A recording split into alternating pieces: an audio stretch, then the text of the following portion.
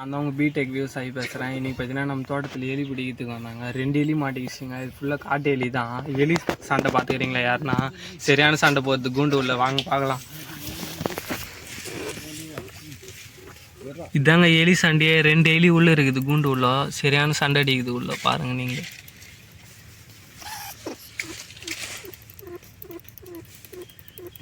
விட்டா கச்சிச்சுன்னா கை காரணையாக போயிடும். பல்லு சரியான ஷார்ப்பாகுது. எப்படி வந்து பாருங்க, எப்படி அடிக்குது பாருங்க சண்டை.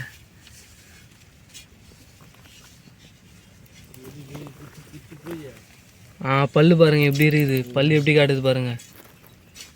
அது பல்லு பாருங்க எப்படி இருக்குது. கச்சிச்சுன்னா கை காரணையாக போயிடும். பிடி சொல்ல மூக்கல் ரத்தம் வந்துச்சு.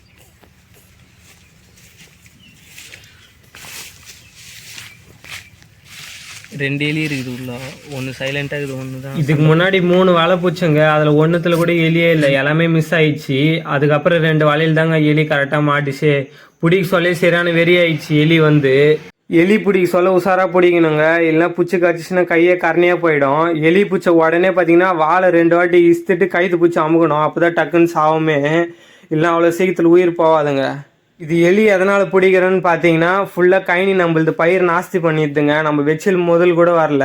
அதனால தான் நம்ம எலி பூச்சி சமைச்சு சாப்பிட்றது. இது ரொம்ப காட்டு எலி, உடம்புக்கு ரொம்ப நல்லதுங்க. வீட்டு எலியை யாருன்னா மாற்றி சாப்பிட்ருப்பாருங்க, அது பாய்சனு.